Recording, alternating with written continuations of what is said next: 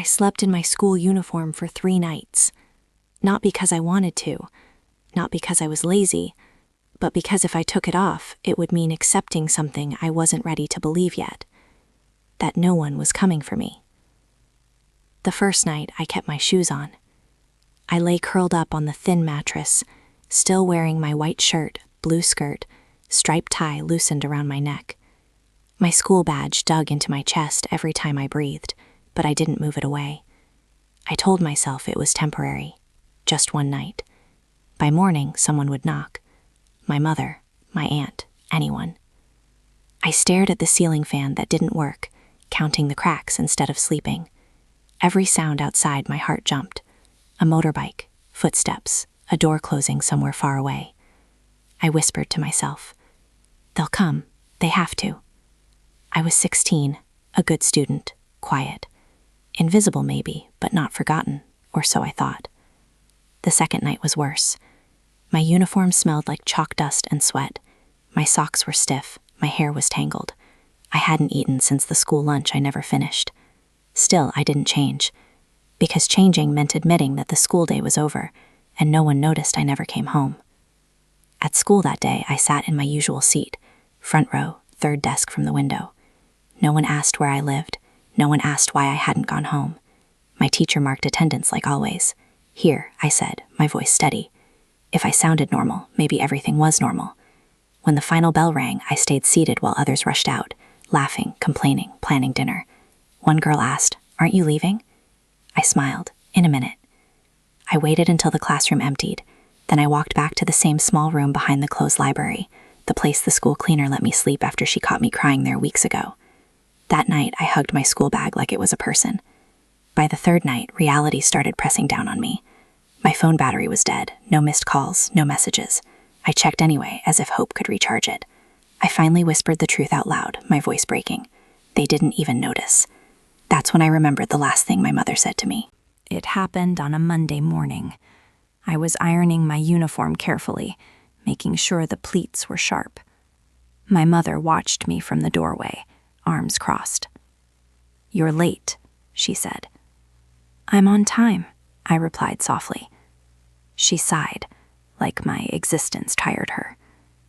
That morning, she told me something strange. "You'll stay with your aunt for a while," she said, not looking at me. "Why?" I asked. "Because I need space." Space. That word followed me everywhere. She packed my bag herself. Only uniforms, only school books. No casual clothes, no pajamas, no photos. I thought it was temporary. At my aunt's place, no one opened the door. I waited, knocked, waited again. Nothing. I called my mother. No answer. By evening, my aunt still hadn't returned. I sat on the steps in my uniform, pretending I was just early. When it got dark, I walked back to school. No one noticed. The next day, I went to class as if nothing had happened. I laughed when others laughed. I answered questions when teachers asked. I was careful not to cry. I thought, if I behave well enough, someone will realize something's wrong. No one did. By the third day, hunger made my hands shake. I drank water from the school tap to stop the dizziness. The cleaner slipped me a biscuit when she saw me faint in the corridor. "Where are your parents?" she asked gently. I froze. They're busy." She didn't push. That hurt more than if she had. At night, I replayed memories like they were proof I mattered.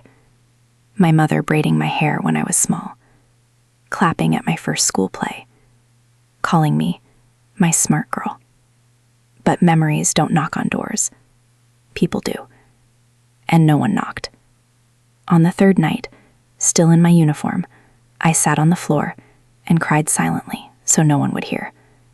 I pressed my face into my sleeves, absorbing my tears into fabric that was supposed to protect me.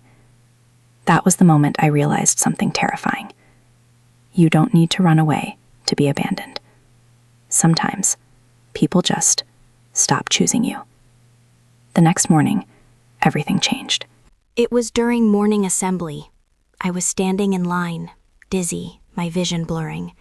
My knees buckled, and I fell forward. This time, I didn't get up. When I opened my eyes, I was in the nurse's office. Clean sheets, a blanket. Someone had taken off my shoes. A woman sat beside me, the school counselor. She didn't ask why I fainted. She didn't ask where my parents were. She said something else instead. "You've been very brave for a long time, haven't you?" I broke. I told her everything.